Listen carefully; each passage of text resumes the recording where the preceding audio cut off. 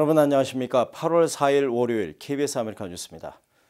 어제 오후 LA와 샌버나디노 카운티 접경 지역인 샌 가브리엘 산간 지역에서 기습적인 폭우로 인한 산사태가 속출하면서 수많은 주택과 차량이 매몰되는 피해가 발생했습니다. 한 명의 사망자도 발생했는데요. 안타깝게도 한인이었습니다.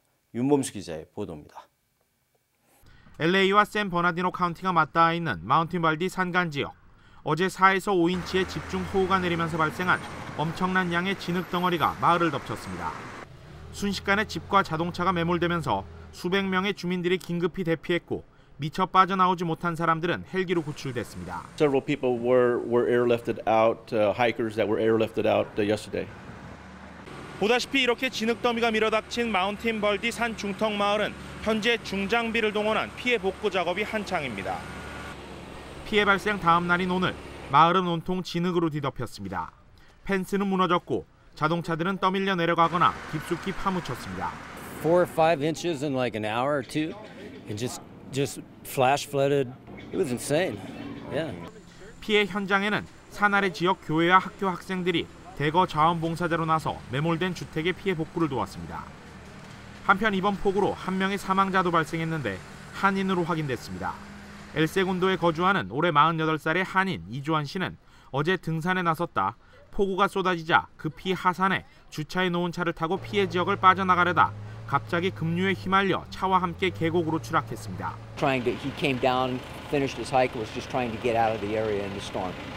이 씨는 현장에서 바로 숨졌고 형체를 알아보기 힘들 정도로 심하게 파손된 이 씨의 하얀색 프리우스는 오늘 현장에서 수거됐습니다. 그 밖에 포레스트 폴스와 베어크릭 등 샌 게브리엘 산 일대를 중심으로 모두 3천여 명의 긴급 대피령이 내려졌으며 일부 지역에는 정전 사태도 속출했습니다. 경찰과 소방당국은 피해 지역 복구에만 최소 열흘 이상이 소요될 것으로 예상하고 있습니다. KBS 뉴스 윤범수입니다. 오늘 뉴저지주 유니언시티에선 미국에선 9번째로 세워지는 위안부 기림비 제막식이 있었습니다. 뉴저지주에선 벌써 3번째입니다. 김일강 통신원이 취재했습니다. 백파이프 소리가 잔잔하게 울려 퍼집니다. 뉴저지주 유니언시티 위안부 기림비 제막식. 세계사에서 이 같은 참극은 다시 일어나지 말아야 한다는 간절한 소망을 담았습니다. This is about human rights and it's about education. Educating our youth about what took place in the past so we don't make the same mistakes again. And whether that's in foreign countries or here in the United States, that we don't allow the same mistakes to be repeated over and over again. And when I look out, I see so many who are active here in the Cuban cause. And when you see dictatorships that take place for more than 50 years, in today's society, there's no reason for that. There's no reason whatsoever. 미국을 방문한 위안부 피해자 할머니 두 분도 이곳을 찾았습니다. 그들의 아픔을 잊지 않는 미국과 한인 사회가 고맙습니다. 미국 동포들이 이렇게 오고 우리 동포들이 이렇게 와서 너무 감사하고 고맙고 우리가 이 세상에서 남지 않았지만 힘있게 잘 살았습니다. 감사합니다, 여러분. 위안부 기림비가 뉴저지 유니언시티에 세워진 것은 지역 한인사회 노력의 결과였습니다. 1년 전부터 시정부를 대상으로 한 지속적인 건의가 결실을 맺었습니다. 작년에 제가 워싱턴 행사를 갔다가 이옥순 할머니를 뵙고 직접 이야기를 듣게 되었어요. 그래서 제가 시에 건의를 하여서 그러니까 지금의 문제고 그리고 앞으로의 문제라는 것을 말씀을 드려서 시에서 적극적으로 도와주셔서 한국과 일본 이런 문제가 아니고 정말 세계 평화를 위한 그런 행사로 저희가 준비했습니다. 이번 유니언시티 기림비는 미국 9.12 기념비와 함께 나란히 세워져 그 의미를 더하고 있습니다. 오늘 제막식에는 유니언시티 시장을 비롯해 저지시티 시의회 의장 등 각계 인사 300여 명이 함께했습니다. 지금까지 뉴욕에서 김일강입니다. 오늘 뉴저지에서 세워진 기림비로 미 전국적으로 세워진 위안부 기림비는 모두 9개로 늘었습니다. 미 전국에 있는 위안부 기림비는 언제 어떻게 세워졌는지 노승욱 기자가 정리했습니다. 오늘 뉴저지 유니언시티에서 또 하나의 위안부 기림비가 세워졌습니다. 첫 번째 기림비가 뉴저지 팰리세이드 파크에서 건립된 지 4년. 그동안 미 전역에 걸쳐 세워진 위안부를 기리는 상징물은 모두 9개에 달합니다. 여기에는 역사의 진실을 찾아달라는 위안부 할머니들의 간절한 소망이 담겨 있습니다. 우리가 죽을 때까지 이렇게 돌아다녀야 되니까 우리 명예와 인권을 찾아줬으면 좋겠다. 2010년 뉴저지 팰리세이즈 파크 도서관 옆에 위안부 기린비 1호가 세워집니다. 당시 기린비 건립 캠페인을 이끌던 지역 한인 단체들은 1호 기린비를 버겐 카운티 정부 청사 앞에 세우려 시도했지만 당시만 해도 주류 사회의 호응 부족으로 한인들이 많이 거주하는 팰리세이즈 파크로 자리를 옮겼습니다. 이후 위안부 기린비는 보편적 인권 문제의 상징물로 자리 잡으며 캘리포니아 가든그로브에 비석 현판이 세워지고 같은 해 뉴욕 나소 카운티 현충원에도 설립되게 됩니다. 지난해 네 번째로 세워진 뉴저지 버겐 카운티 청사 앞 기린비는 미 지방자치제의 주도로 세워져 그 의미를 더했으며 그 뒤를 이어 미국에서는 처음으로 캘리포니아 글렌데일에 소녀상이 건립되게 됩니다.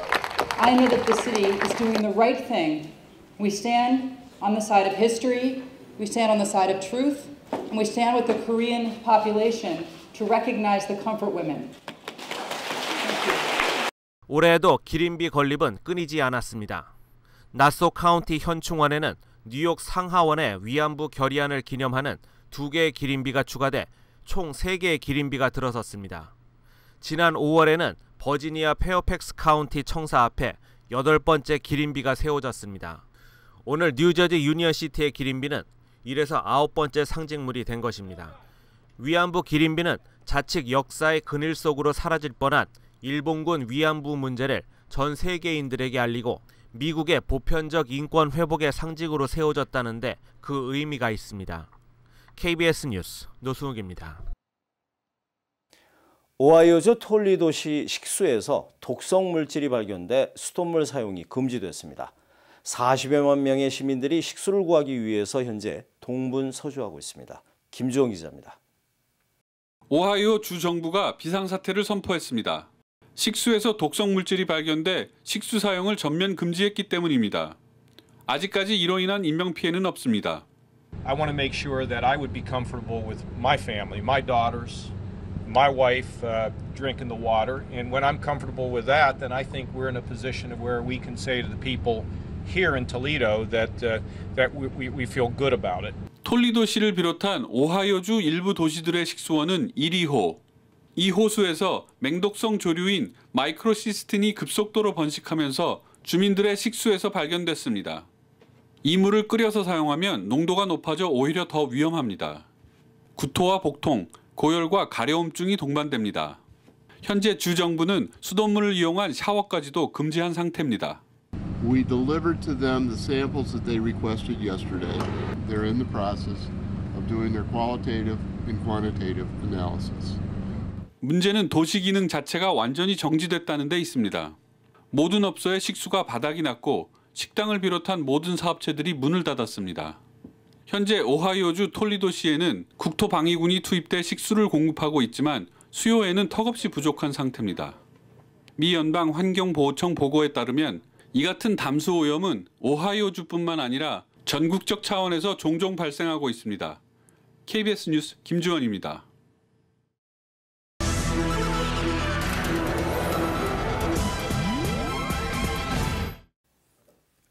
서아프리카에서 에볼라 바이러스에 감염된 미국인 환자 2명이 실험용 치료제를 투여받았다고 CNN 방송이 보도했습니다.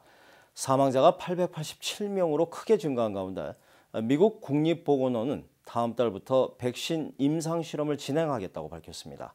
워싱턴 김성진 특파원입니다. 아프리카에서 에볼라 바이러스에 감염돼 미국으로 후송된 환자가 앰뷸런스에서 내립니다.